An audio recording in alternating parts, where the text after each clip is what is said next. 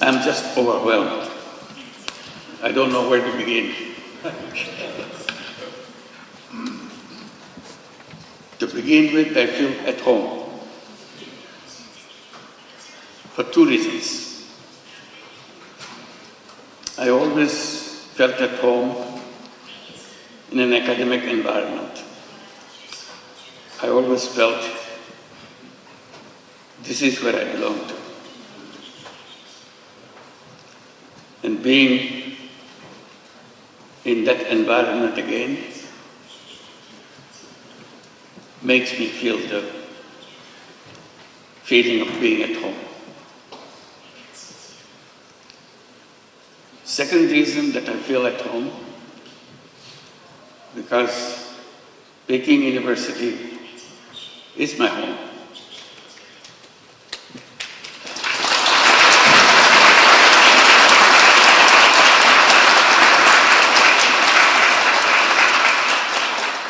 I am part of you because you accepted me as an honorary professor. I'm sorry that I couldn't spend much time with you, but I always hoped I could spend time with you and share with you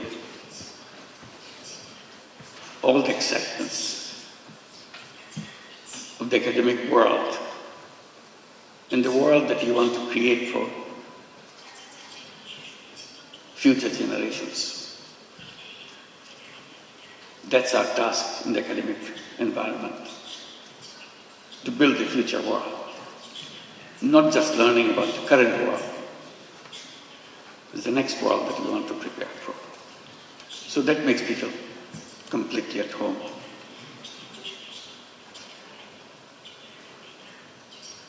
Your Excellency Ho Guangchai and Mr.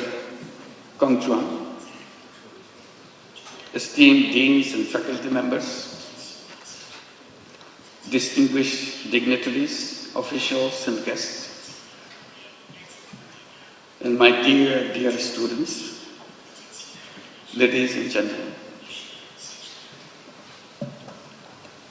It is with great humility and profound gratitude that I stand before you today in this prestigious institution, Peking University, the center of knowledge, wisdom, innovation, and excellence.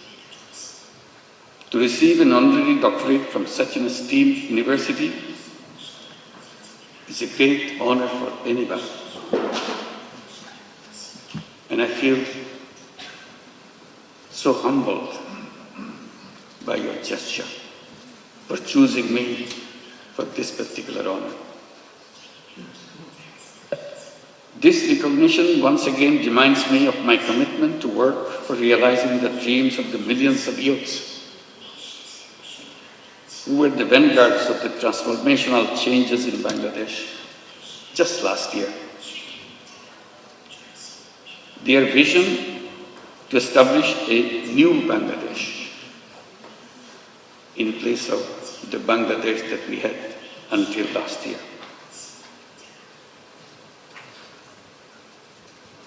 A new Bangladesh which will be free from poverty, hunger, unemployment, and destitution. Ladies and gentlemen, and my young friends, to translate this vision into reality, we are embarked on a series of reforms to make governance transparent and democratic, to ensure economic policies which are inclusive, and to guarantee that every individual has equal opportunity to flourish. Our reform initiatives are at the top of our priority. Our goal is definite. Our work plan is exhaustive. For building a stronger and more resilient Bangladesh, we emphasize economic transformation through entrepreneurship, greater investment in education and technology, and a stronger international cooperation. Distinguished guests, I have a deep and personal attachment with Peking University. Back in October 2006, I had the opportunity to be appointed as the honorary professor. To me, today's conferment is more than a personal honor. I see this as a recognition, as an acknowledgement of the resilience and courage and determination of the people, especially millions of women and young entrepreneurs who continue to prove that no challenge is too big when they are given the right opportunities to develop and break the shackles of poverty and marginalization. Throughout my journey, from being an economist to founding Grameen Bank, from pioneer microfinance to advocating social business, my core belief has remained the same. People are not poor because they lack of skill or ambition. They are poor because the economic system has never given them a fair chance. So poverty is not because of something lacking in the person. It's not their fault. It's the fault of the system that we built for ourselves. That causes poverty. That causes all the problems for human beings by wrong thinking. And I blame myself for being part of that institution, academic institution, where we pass on this wrong knowledge to the next generation. So I plead guilty that we have not been able to change those ideas, wrong ideas, which make people suffer. So my struggle has always been to go back, to find out the faults in the system that we promote, we teach the young generation, so that we do not repeat the same thing for the next generation.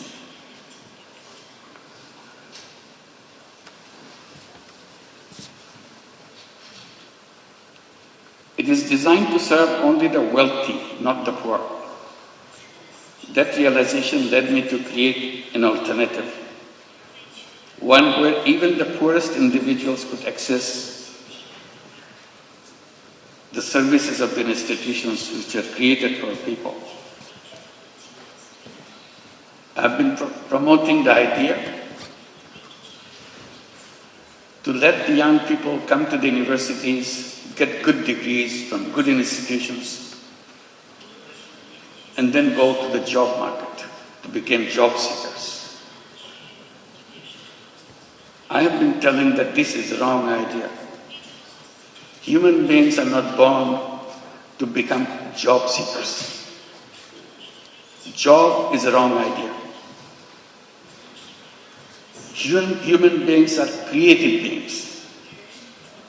They enjoy doing creative things. Job is a negation of creativity. Job forces you to do things what your supervisors want you to do.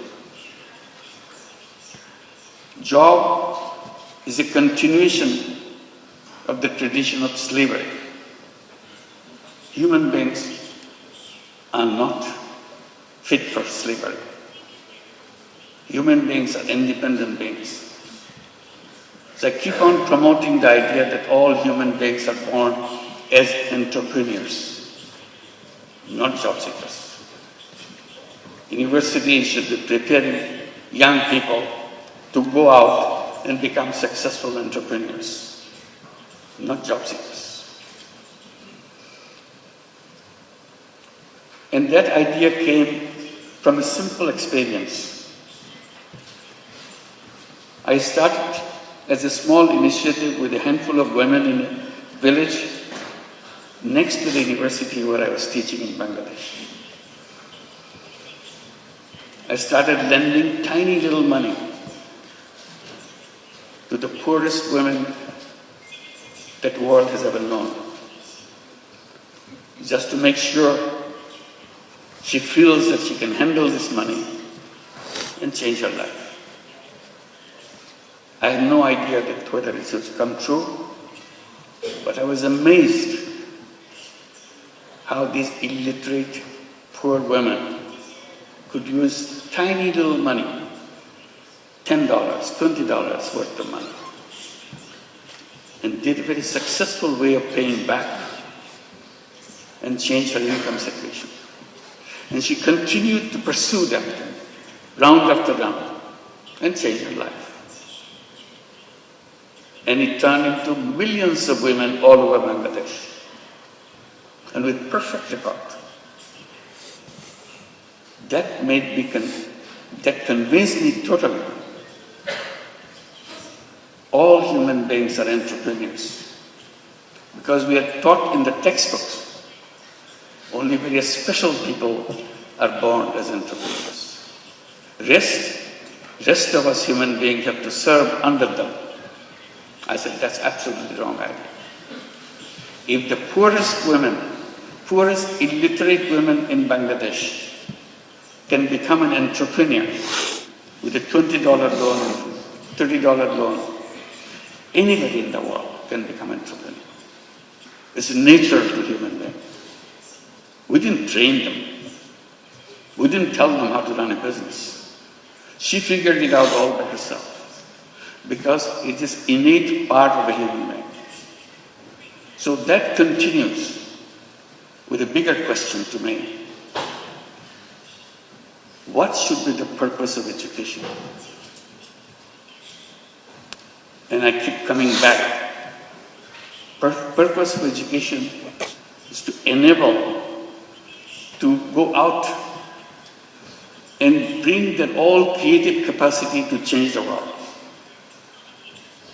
And universities and educational institution is not only a place to learn what happened, also imagine. Imagination is the greatest power on earth. If you imagine, it will happen. If you don't imagine, it will never happen. If you look back, things happen because somebody imagined it. Imagine something big, something unheard of, something you never dared to hope that it will work. But you imagine and stay with it. If you stay with it, it will happen. So that is the greatest power. Imagination is more powerful than anything you can bring together. So I follow that, encourage young people like you, along with what you are learning, imagine. Dare to imagine the most odd thing that you ever thought, most necessary thing you think could be done. At the moment it looks odd, at the moment it looks impossible. The human journey is about making impossible possible. That's our journey. And we can make that happen.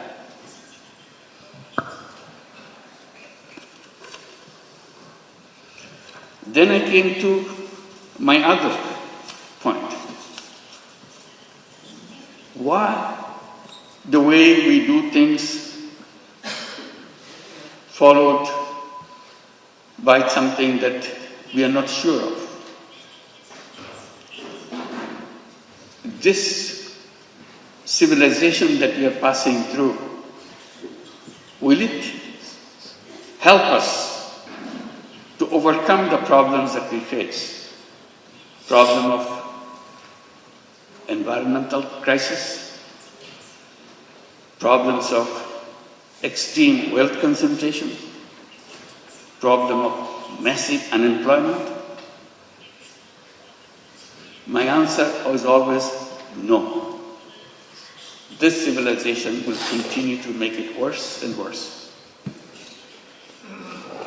I even dare to say this is a self-destructive civilization. We have no scapegoat. We have to build a new civilization as soon as possible. Abandon the civilization that we are passing through and move on to create a new civilization. And I asked myself, what will be the future of that civilization? The answer to me is very clear. That civilization must know that there is no environmental hazard left anymore. And that can be done with just creating a financial system, creating an economic system which doesn't depend on creating carbon emission.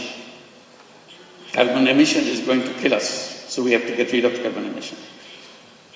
We have to make sure there is no wealth concentration. We have to make sure there is no unemployment. So I come up with a simple formula by saying we have to create a civilization of 3 zeros.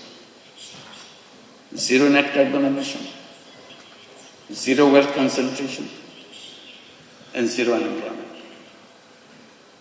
Sounds very reasonable, but to work it out, you have to abandon the old thinking process. You have to create a world where each human being will be given an opportunity not only to express his selfish interest, also selfless interest, and create not only money-making business, create business to solve problem without any intention of making money yourself. We call it social business. So we have a series of ideas how to create this new civilization. And now I pass it on to the young people between age of 12 to 35 to create what we call 30 clubs. 5 young people get together, create a small, tiny club. 30 club. What do? Each person, each member of that club commits to undertake a new journey of life. I shall not contribute to global warming myself. I'm not saying the whole world should do that. I'm saying to myself, I do not want to contribute to carbon emission. How? If I do it now, 7 days a week, I promise to do it 6 days a week. If I achieve 6 days a week, I want to do it 5 days a week. If I achieve 5 days a week, gradually 2 days a week, 1 day a week, and nothing. So I become a 30 person. Idea is if I can become a 30 person, you can become a 30 person, world would be a 30 world. That's a simple idea. And I'm amazed by the response I get from the young people all around the world. They keep on adding numbers, 30 clubs. I hope you'll consider examining whether you'd like to form your 30 club and create a new civilization, which you'll be proud of. This is an imagination, but the imagination is where the journey begins. Let's begin the journey. Thank you very much.